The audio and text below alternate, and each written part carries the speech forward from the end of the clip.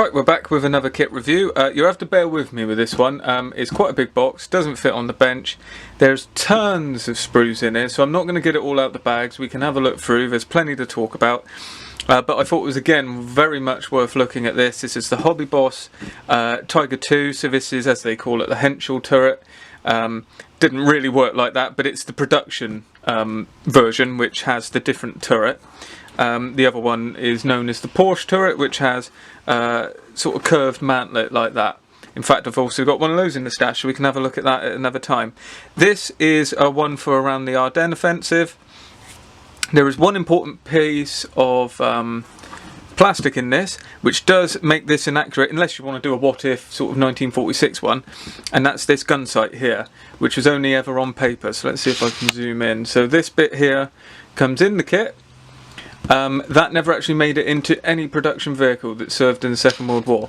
The rest of this kit is pretty much just a Henschel Tiger 2, so that's great news. And thankfully the turret has that as a separate option, so you don't have to worry about sanding it off, you just don't add it. So let's have a look in the box. So as I say, this is pretty brand new. I mean, we're just into 2020 here, and we've got August 2019 is the release date on this one. So you're actually advertising the kit itself in here, as well as one of the 172nd railway guns. So we put that to one side, and you really do get an awful lot in this box. So looking at the marking schemes, we have, helpfully, HobbyBoss always do this, and Trumpeter. I don't know why they do it. Why is there no information about what vehicles these are? It's just ridiculous.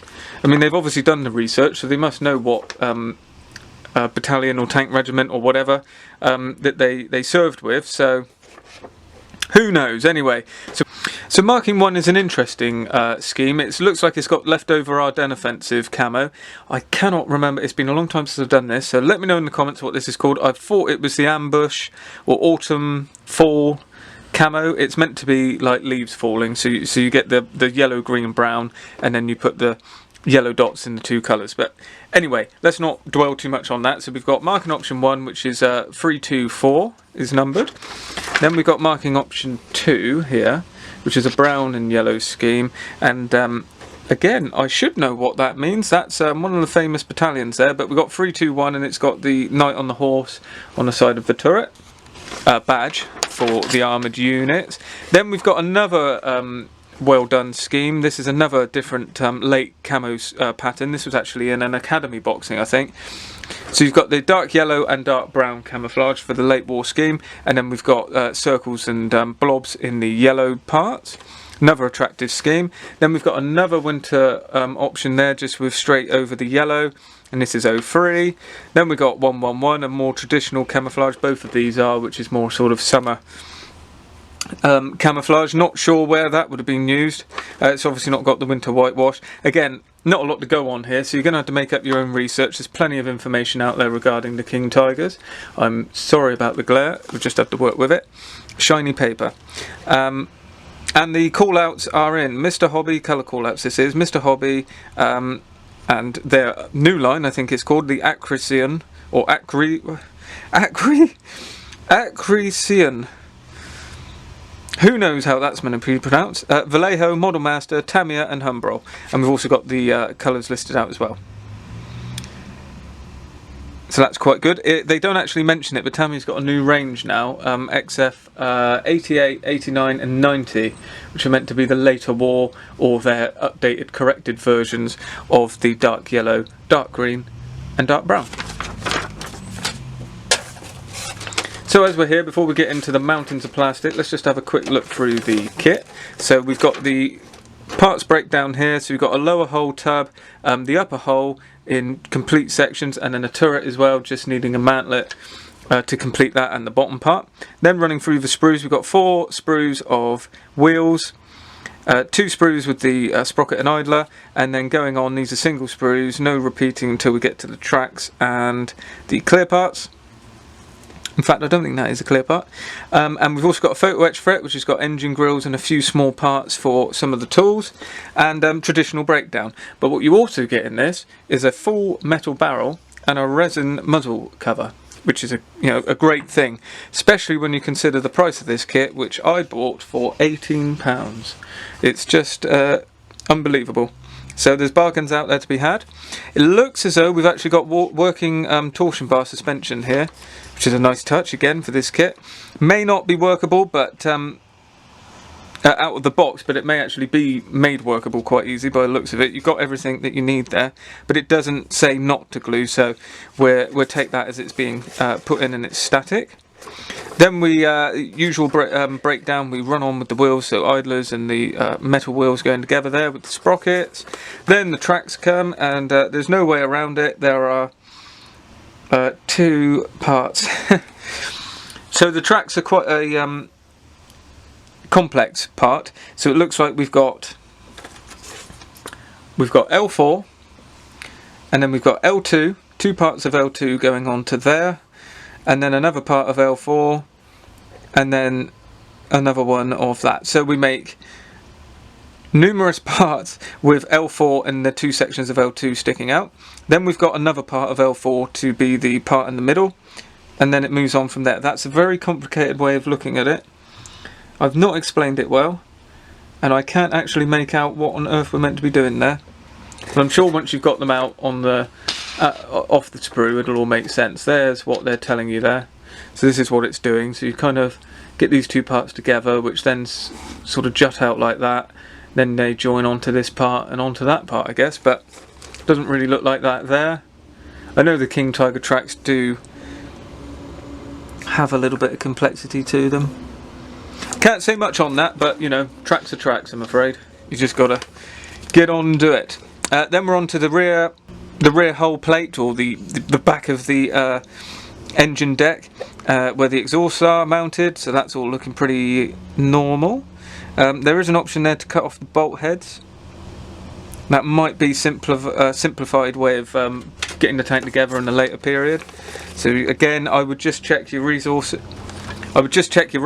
with all of this, because it does get a bit complex when we get into the later war, especially with King Tigers. Just like some of the late war aircraft, it gets very convoluted, so just check your scheme and do the best you can. Try not to worry about it, I would say.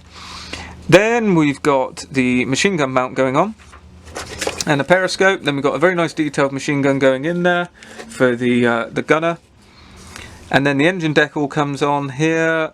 A few small parts going on as well, bit of photo etch coming on there. Then we've got photo etch tool clamps, which is one of the most important parts for German armour, I would say, and they're actually made up in a different way of doing it. So you put the two parts for the actual clamp together, and then the handle goes on separately. So that should make for easier construction. Tow cables and all the other small parts going on to complete the upper hull, which then we've got the covers for the engine grills as well, which are plastic. So that's another late war feature, which just stop any debris going into the grills, probably to stop grenades and that sort of thing damaging into the engine. That's looking pretty good. Then we've got the option to put fenders on or not, and you've actually got the brackets there, which is a nice touch. So if you're not going to put the fenders on, you just put on B20 here. And it says here B20 and B15 and 21, which is the brackets, or you just put on the side fenders. So that's good. Again, that's another thing that people, other kits actually miss, is if you're not going to put the side fenders on, then you need to show the mounting brackets. So you get the option there. It's absolutely superb. Then we've got the front fenders going on, upper hull joining onto the lower hull, rear fenders, then we're onto the turrets. We've got a very detailed cupola there, and then actual gun breech, is that? It does look like there's a gun breech and a machine gun there as well. Then we're getting the mantlet and the gun barrel mount going on there. My terminology's a little bit out here, I'm afraid. It's been a while since I've done armour. Rear door as well. Then the very sizable gun going on. It's the 88mm. Building all of that up, getting that fixed onto the lower part of the turret, and then we've got some complex parts going on here. What's this for? I've got absolutely no idea what that's meant to be for. Two small little brackets just on the rear of the top deck of the this is for option 1, so I'm not sure what that's actually referencing there. 2 photo etch parts, and it's sort of showing you the measurement between where they go, based on the holes for the grab hook at the back for the crane hook. I can't think what it's called, but where they lift the turret off. It's these parts there, that bit. So again, check your references. The thing is, there's a very detailed King Tiger in here, but there are a couple of steps where you could go slightly wrong and make it a bit inaccurate, so it's just something to watch out for. And this is the part I was mentioning here, the Type 1. This is the experimental gun sight, which never actually made it onto any of the tanks. So bear in mind that when if you want to put that one on. And then we start to bring it to a close by putting the spare tracks and the different hooks on the side of the turret. And we've got lots of options there as well. So I think you could really go to town if you wanted to do one of those late war what if Tigers out of this. You just need to watch for missteps if you want to make an accurate fighting Tiger. So there we go, very comprehensive. Bringing it to an end here, we've got Type 1, Type 2.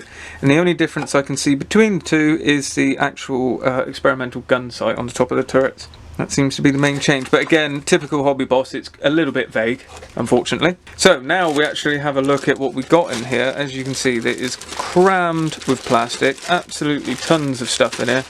2 massive bags of tracks. And these actually are going to be quite complex. They're going to be pretty difficult to put together. Well, I don't think they're going to be difficult. They're going to be time consuming because there's quite a lot of... in fact, actually, there's no ejector pins on them. They actually look pretty good. And here we go with the details on the tracks. I thought I'd actually get a set of these out. So the mounting points aren't too bad. So here, they're just there. And if you cut them cleanly, you shouldn't have to do any cleanup there. And the same applies for these parts here as well with the guide horns. So if you actually clip them nicely on the side, they should be pretty good. And then once you've done a couple runs, you get the hang of it, and then you'll be rolling, I think. So we get 2 big bags of those, and we got some clear parts there, so that's mainly just periscopes in that one. Then we got the photo etch, which again, very comprehensive. You've got your engine grills and everything you're going to need, and you've got enough parts here to do all of your... In fact, no, I don't think you have got enough to do... Yes, yeah, there's quite a bit on here. These are the handles here for your all your for all of the tools. So that gives you the bit more refinement on the moulded tools. Then we've got some decals. That's HobbyBoss decals. It's what you come to expect. Not sure about the accuracy of any of these. Some of these schemes might be fictitious, so something just to bear in mind. Lower hull, looking pretty good. Hatches on the bottom of the vehicle there, sometimes overlooked. So again, what you come to expect. The upper hull, again, nice detail there, recessed lines where needed, a bit of cast texture. There's recessed bolt heads there as well running through.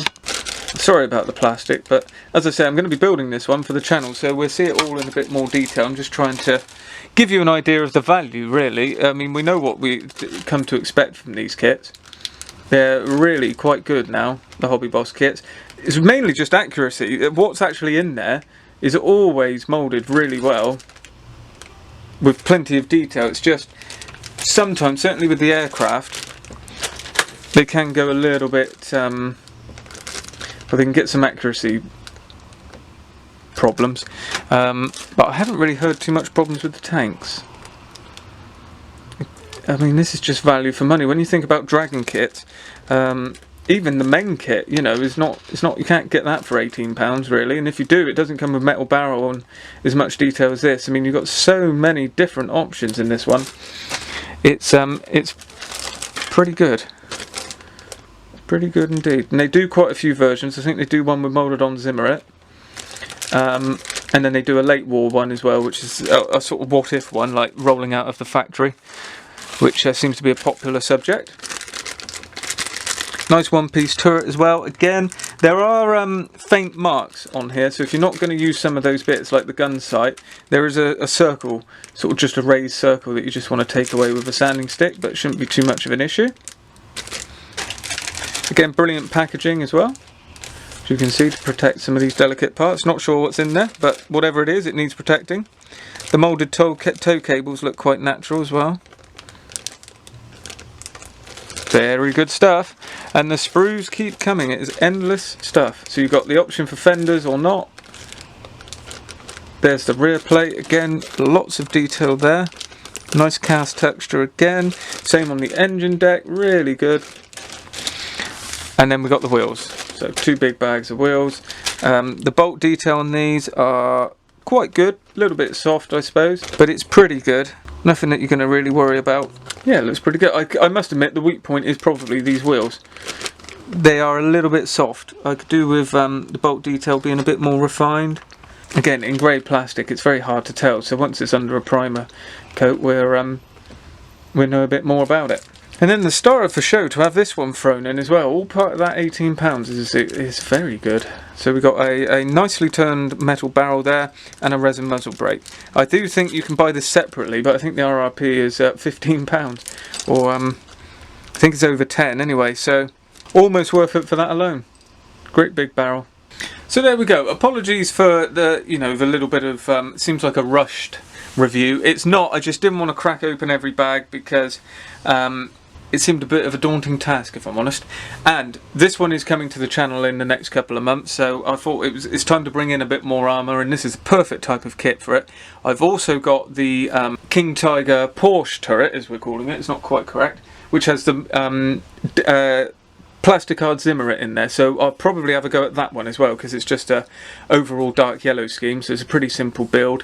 And we'll compare the two, see what the Zimmerit's like, and see if I can get through the tracks. Doing 2 lots of those tracks might be a bit daunting, might be a bit of an ask, who knows. That's what we're here for. So, hopefully you've liked what you've seen there.